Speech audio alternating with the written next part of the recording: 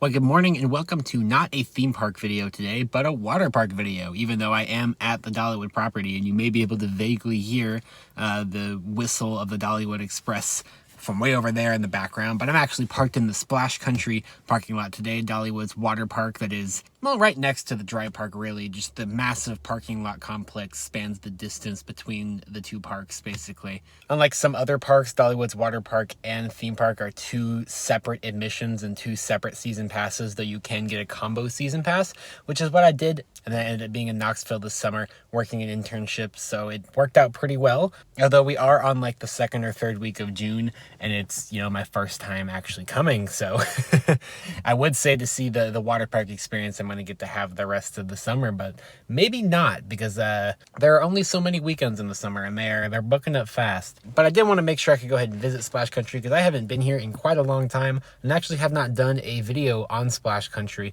for this channel before, so it should be fun. It's very interesting because you almost never hear about Dollywood's water park talked about when people are talking about Dollywood. They only really ever talk about the theme park, but they still do have a very fantastic water park. So let me go and shut up and get in here and we can take a look at it. It is a Sunday today, which should help keep crowds down quite a bit, although you can still see there's quite a number of carts here, but it could be significantly worse. That is certainly a thing with water parks. They can definitely get pretty slammed during the summer months, and obviously water slides in general just have much lower capacities than like theme park rides, so you can end up waiting in some unreasonably long lines at some not very popular water parks. It's just kind of the difference between the two. But hopefully it won't be that bad today, although it is like in the low 70s right now, and it's not going to get that hot today. I was trying to wait for a weekend that was like better water park weather, because I feel like if you're going to a water park, you want it to be like 80, 90 degrees Fahrenheit, but it just hasn't been happening the last couple weekends, so I figured I'd just go ahead and go now, since I am busy the next couple of weekends. This is kind of my chance. All right, heading into Splash Country. That's new. There's like a little picnic area right there. I don't recall that being there before. But here we'll head on into the front gate. You can see the resort shuttle right there. It actually drops you off directly at the front gate. This whole area is definitely better planned out than Dollywood, the theme park. Well, that's unfortunate. And they do have self-service ticketing over here too. The ticket booths look much nicer than Dollywood's ticket booths, in my opinion. Obviously, Dollywood's got a pretty long and storied history going all the way back to like the 1960s. Splash Country opened in the early 2000s by contrast, so.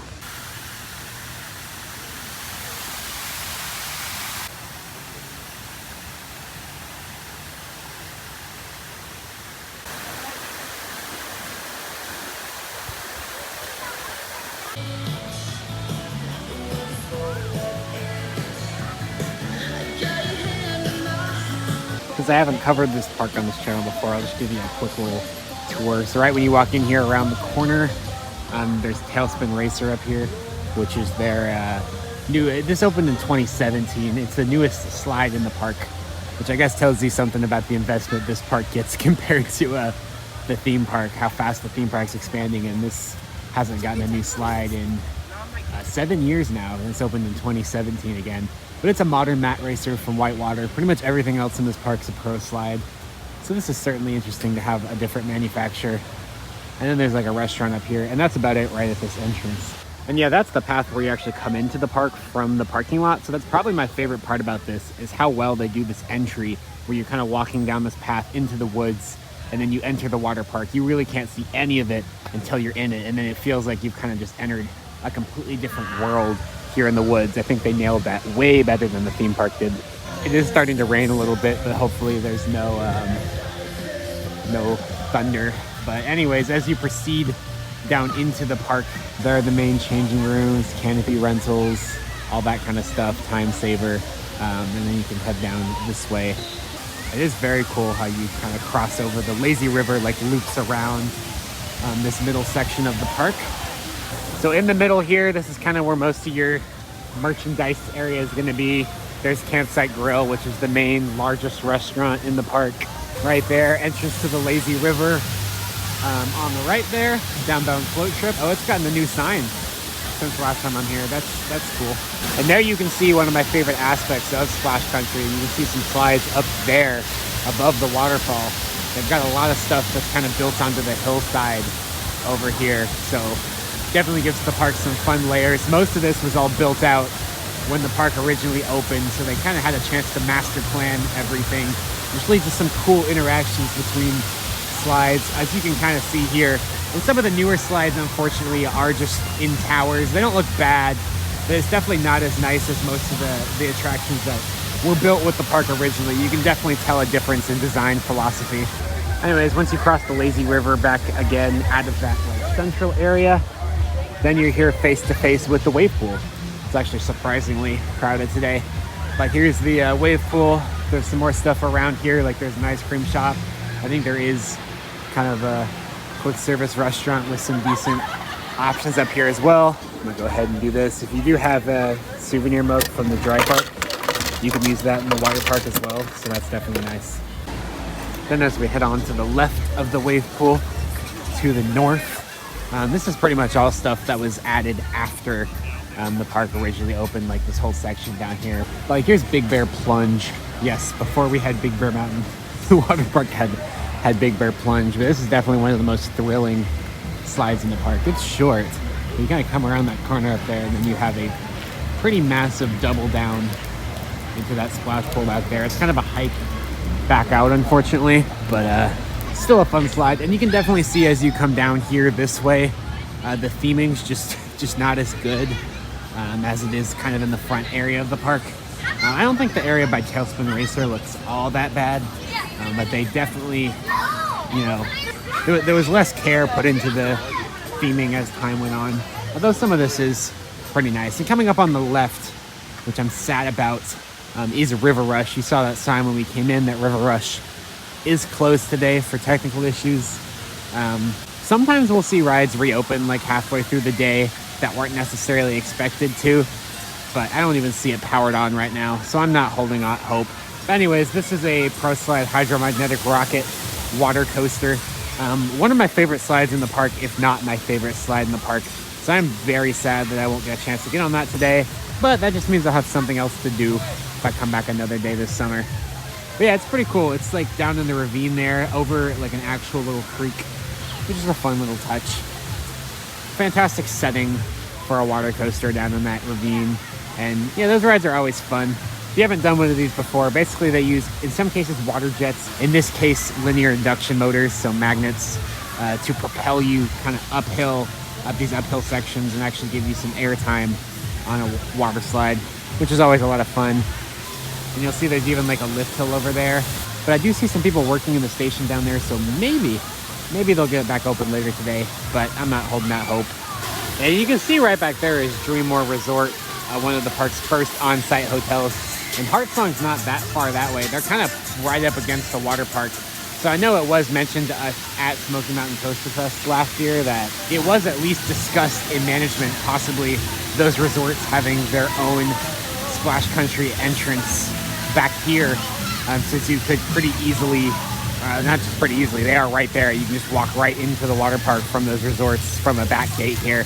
Again, who knows if that'll happen. It's not something that's really been planned. It's just been discussed, apparently. It would certainly be cool if it did happen. But here's definitely the most thrilling slide in the entire park, which is Fire Tower Falls. You can kind of see from this angle, it's not vertical, not a vertical drop, but it definitely feels vertical when you're up there. And one of the most thrilling water slides I've ever done personally. I haven't had a chance to do a trapdoor slide yet. But this is almost worse because you have to like pull yourself over the edge. You have to be the one to do it. I believe it is the tallest slide in the park as well, although we don't have height metrics on everything here, so can't be sure, but pretty sure this is as tall as it gets here. Kind of tucked away here too. You can see it pretty clearly from the wave pool because the wave pool is right on the other side there. But other than that, I mean, it's kind of hidden back here. Then you have the Cascades all the way in the complete back here. And this is pretty well themed. This is the park's main like leisure pool. It is weird that it's just all the way back here. It's quite the hike. I kind of forget it's back here, but we'll see it in a second. So yeah, there you go. It is pretty well themed actually, and there's some slides through there, which is fun. And yeah, there's a ton of seating and cabanas back here. This is, I guess, kind of the main leisure area. So I guess in that case, it's kind of nice that it's tucked back here because it's somewhere you can kind of get away from a lot of the crowds that are down near the front of the park. And this is as far back as it goes. Oh, and there's this big play structure as well. I'm sure you saw that when I was talking about the resort. Oh, but there you go, back around by RiverRush here. These are new since the last time I was here. They have ride wait time boards now. Not very many of them, but it is a very small park, so you can usually get to one pretty easily. That's definitely nice. That's definitely a rarity to see in water parks, wait time boards. Most of the time, even larger water parks, you just have to take a guess at the wait times. I feel like it's pretty rare to see wait time boards in the water park, so I definitely appreciate that that has been added. Unfortunately, those wait times are not showing up in the Dollywood app, despite the fact that Splash Country was finally added to the Dollywood app like last year or the year before. It was not in there for the longest time. Now you can at least see the map of Splash Country on the app, but if you come up by the lazy river and take the right fork instead, then this is where most of your slides are going to be. So up there's the butterfly, which is, we'll do it later, but one side's like really painful and one is really smooth, and I don't know why.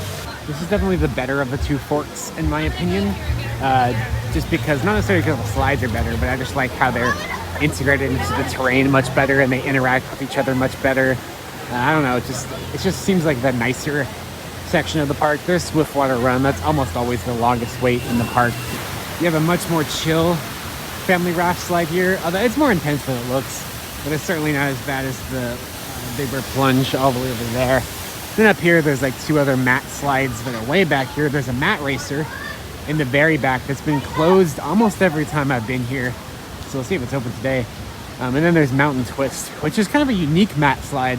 I usually see this type of slide used as like a body slide, but it is used with mats, which is certainly interesting. I haven't really seen that before. Oh yeah, Slick Rock Racer does actually appear to be open today, so that's kind of surprising. I haven't seen it open in a long time. This is a more classic mat racer. This one opened with the park. Then of course you have TailSpin Racer near the front of the park, which is a modern mat racer. So that's kind of interesting that they have two. Oh, and these are just straight up some of the most intense water slides I've ever ridden. They're wild. They're much crazier than they look, especially the green ones. You get so much speed. You actually feel like you're getting G-force, like on a roller coaster going around those twists. It's kind of wild. I'll kind of wind up this hill real quick, just to give you a view up there of Wild River Falls, which is probably when I'm going to ride first thing after lunch. So these kind of use the same stairs there. Raging River Rapids is the family raft slide over there. If we come over here, you'll see the bottom of Wild River Falls. I've seen some old videos where these looked pretty bad, but they have been repainted at least at some point recently. But anyways, this is Wild River Falls. Definitely the best warm-up slides in the park, in my opinion. Because they're not super thrilling, but they are still pretty fun. So they're kind of the moderate thrill level, I would say. Even like lower thrill. Other than like the kiddie slides and like the kiddie play areas, these are probably the tamest slides in the park. But I still think they're a lot of fun. Oh, and they're single tube as well, which is definitely nice for visiting the park alone like me, since most of the slides here do require multiple people on each raft, which can be a little tough for single riders sometimes. And yeah, we are on top of the waterfall for the Lazy River, so you can kind of look over and see a good bit of the central area of the park from a higher vantage point here. So again, I just really love how all of this was planned out when the park was originally constructed. It's the kind of thing you can only do if you construct, like a whole water park at the same time, or a whole area of a theme park at the same time. Then you really get a chance to sit down and plan out how everything's going to interact. And you get some cool moments like this as a result. Plenty of water filling stations and water fountains around the park as well, which I always like to see. I ate at Campsite Grill the last 2 times I was here, so I'm going to try something different this time. Up by TailSpin Racer, there's a barbecue restaurant that was closed both of the last times I was here. And I'm really interested to try it, so it looks like it's going to be open today. Let's go find out. All right, here we are, Big River Pavilion. Up by TailSpin Racer. It is so quiet up here. This is the quietest area of the park. All right, I got a pulled pork sandwich with mac and cheese. It was like $12 maybe, which is not terrible for theme park prices, I don't guess. Not even joking, that's genuinely some of the best mac and cheese I've had in a long time. And the barbecue sandwich is significantly better than the barbecue you get in the theme park for some reason. I figured they'd be sourced from the same place, but not at all. That may have been the best meal I've had from a Dollywood property in a long time. It was simple, but very good. I have a TV screen up there that doesn't work. But yeah, it's just so quiet up here by TailSpin Racer. You can see some of the options here. It looks like the sides rotate out sometimes. So I guess that's something. But like, they know how quiet it is and they're taking advantage of it with Big River Pavilion just being a completely different vibe than the other quick service food places. And they've got these picnic tables out in the grass. And this is the only place in the park where you can just walk out onto the grass. They have cornhole set up over there. Like, this is just such a vibe, and TailSpin Racer fits in perfectly right here. Just so different than the rest of the park. So I do like to come up here from time to time. And you'll also notice that there's like no speakers playing music or anything up here. You can kind of hear vaguely from the rest of the park down there, but it's much quieter up here because it doesn't have its own speakers. So it really is like a little retreat if you need a break from the action, less crowds, less noise, get to walk in some actual grass. Come up here by TailSpin Racer, and I definitely do that at least once every time I'm here. It's nice. All right, I'm gonna do some slides now, which means you're gonna have to go into a locker along with my towel and all the rest of the stuff. So the locker prices now kind of sucks, but is what it is, I guess. All right, there we go. Got a locker ticket. Just like most of the water parks, they're these same coated lockers. I don't like these very much. They're very finicky and they never really work very well, in my opinion. But this is what most even theme parks have for rides that require lockers. It sucks, but it is what it is. It's so dang overcast today, I don't even need sunscreen, which I guess is a good thing in some regards. These lockers are also like spring-loaded shut, which I really hate. It's so annoying, especially when you're one person trying to get a backpack in and out of here, and it keeps shutting on you and it locks immediately automatically. It sucks. But yeah, you can usually fit like a normal sized backpack and then a water bottle or two. You still have room to set your like wallet and keys right there. Just like that. There you go. All right, I'll see y'all in a little bit.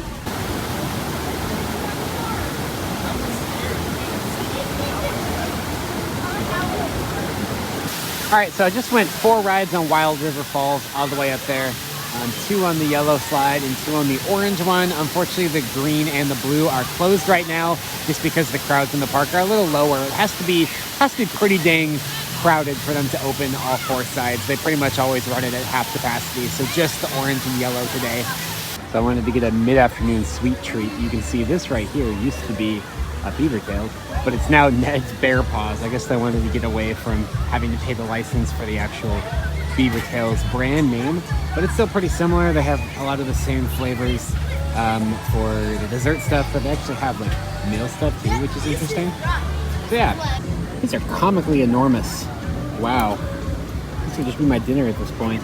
Having to try to get some general park footage and off-ride footage, if you will, like in between spouts of riding stuff when I actually have my phone out, because my phone's in the locker obviously while I'm actually sliding on things. So it's definitely weirder trying to do videos at water parks compared to theme parks, but I'll figure it out, I'm sure. For now, I'm gonna go do the lazy river while I'm waiting for my food to digest and then do a few more slides. But before I do that, I did want to just come down and check on RiverRush. And yeah, there's no sign of activity. The water's still turned off and everything. There are children screaming for some reason. But yeah, very sad, but hopefully I can get a ride on it if I come again later in the summer, which I do plan to at some point. But yeah, the people I saw working on it earlier are gone, so I guess it's a lost cause for today. Rest in peace. All right, now I'm going for real. It is just a little hard to know what to get like footage of because I don't know what I'm gonna ride, but probably making this more complicated than it needs to be. The sun's starting to come out a little bit. It's at the highest temperature of the day so far, 77 degrees, which is better than 60-something degrees, I guess.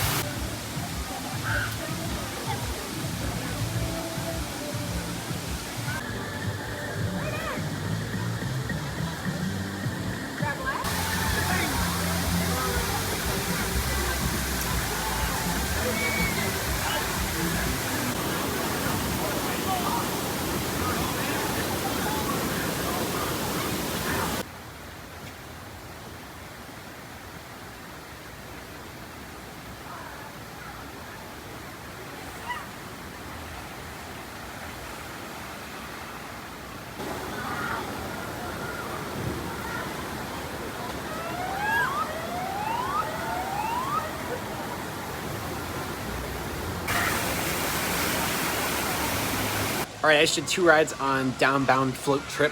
That's a mouthful. That's their lazy river. It's a fun, chill, lazy river. It takes about 15 minutes to go around. Then I went ahead and I got 2 rides on SwiftWater Racer, their old mat racer. Then I got 2 rides on TailSpin Racer, their newer mat racer. That one's definitely better, but obviously it's a newer model, so it makes sense. Did 2 rides on Mountain Scream after that, and man, that is one of the most intense body slides I've ever ridden. Actually, the most intense body slide I've ever ridden. I haven't done any trapdoors yet. It's hard to imagine it getting much more intense than that. I just went back to grab my phone for just a second, and as you may be able to tell, it's starting to rain. The sky is black, and I just saw a severe thunderstorm warning on my phone, so it might be a good time to leave.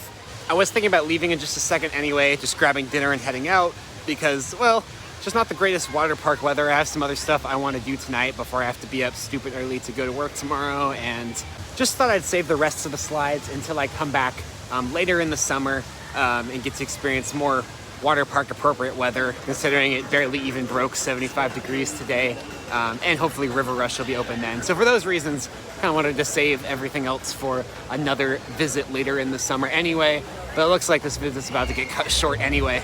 Yeah, here's Mountain Scream. You can see the orange and green slides offer very different experiences. The orange one is some crazy airtime, and the green one, you're just going so fast, it's almost hard to breathe. You're just whipping around those corners so fast. I don't know if that's a great description, but like, wow.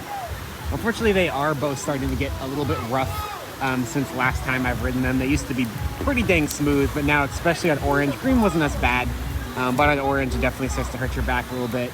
Here comes the rain. It's not coming across well on camera, but the sky's just black over there, and I just checked the radar, and I see like a crazy looking thunderstorm coming this way. It's probably only a matter of time before all these rides shut down. Oh yeah, I did SwiftWater Run as well, but that was the longest wait all day for me. It was like 35 minutes, I think. It always has one of the longest waits in the park, and while it's a fun slide, it's just such a short ride, it's hard for me to justify waiting that long for a slide so short. I'll easily wait like 30-45 minutes for RiverRush because that feels like a more complete ride to me. It's just hard to justify as long as the line to get for what's basically just a drop, go around the bowl twice, and that's it. Yeah, that's looking real bad. I better get my stuff out of the locker and try to beat the crowds to rush out of here. Yeah, I don't even think it's worth changing. I'm just gonna get wet again in the rain. Let's just get out of here. It's interesting they haven't started clearing any of the pools yet or anything like that, because usually they're pretty strict about that with storms. Ask me how I know.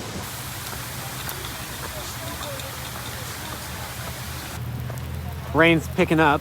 There were a lot of hills and mountains clearly visible up there this morning that have just disappeared into the rain.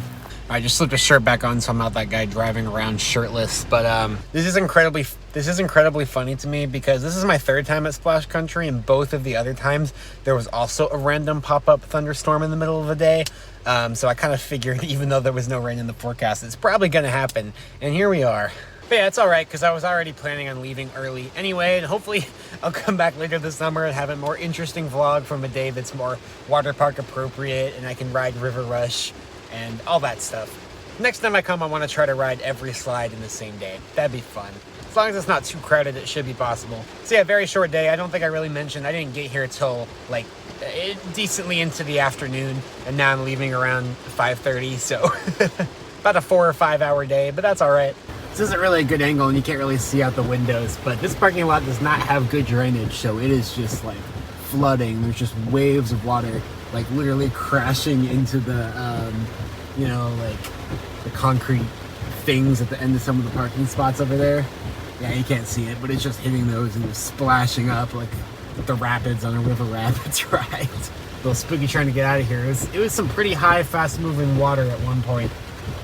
Just trying to pull out of this parking lot. Kind of felt the car starting to slip a little bit. And the sky is blue again, as if nothing just happened. I mean, the ground is soaked, but... Okay, I just remembered while I was editing this, my phone actually went dead, so that was the last clip I got. But thanks for watching the interesting Splash Country vlog. If you like this and want to see more water park-based content on the channel in the future, be sure to click the like button. Unfortunately, I have not been back to Splash Country since this video was filmed, but I just had more of a much busier summer than I expected to have. But I am hoping to go back at least one more time before the season closes so I can get rides on RiverRush. So if you want to see that and you're new around here, I'd really appreciate a subscription. And if you just want to see more theme park, water park, or just anything generally beyond that, a little bit too even content, I do mostly vlog style videos like this. So again, would love to have you stick around. And until next time, I hope to catch a ride with you again very soon.